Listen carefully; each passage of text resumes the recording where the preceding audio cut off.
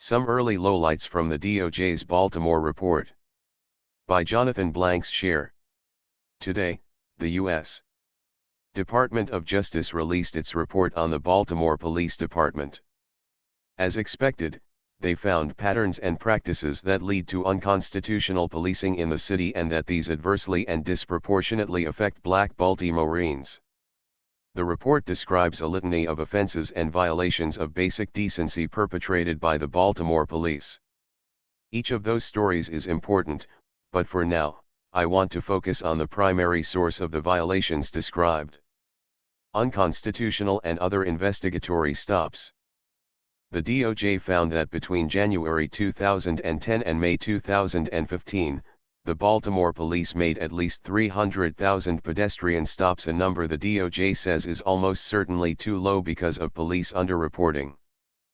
44% of these stops were made in two majority black districts of Baltimore that comprise only 11% of the city's population.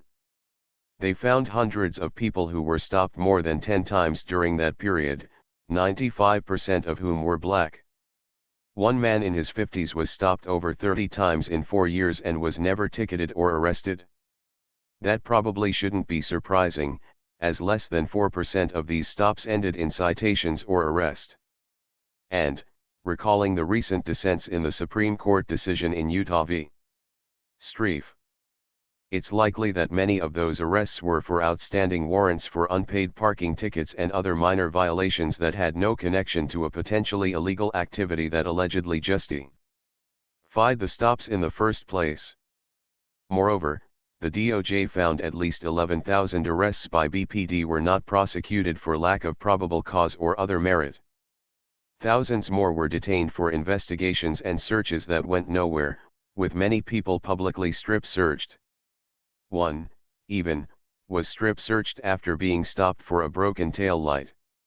Such unjustifiable actions serve no purpose other than public humiliation.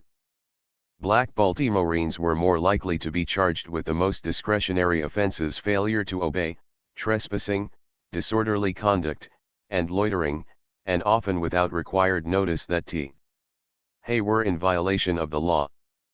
Indeed, the DOJ wrote that our racially disparate impact is present at every stage of BPD's enforcement actions. This is something Black Baltimoreans know and rightfully resent.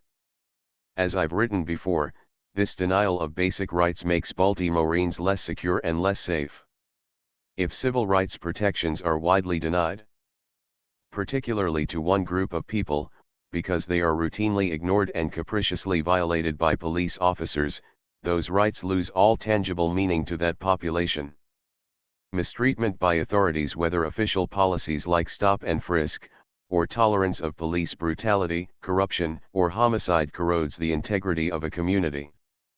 The government loses credibility by effectively nullifying its own authority by arbitrary enforcement of laws, government powers, and the protections for citizens, civil rights.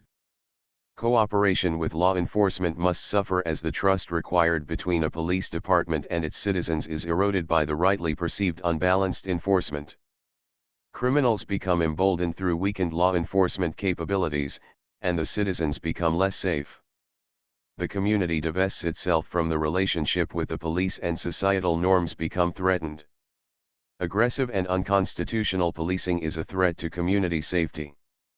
The policies that support and encourage these practices are counterproductive to public safety and actually make policing harder. They ensnare far more innocent people than guilty ones and make police-community cooperation all but impossible. Police departments should discontinue these practices on their own, for their own interest, and not wait for the DOJ to tell them what is patently obvious to the people suffering under the policies in their communities. For a longer explanation of pretextual stops and police legitimacy, you can read my article in the case Western Reserve Law Review here. A shorter piece on the importance of individual rights and policing is here. The full DOJ report on Baltimore can be found here.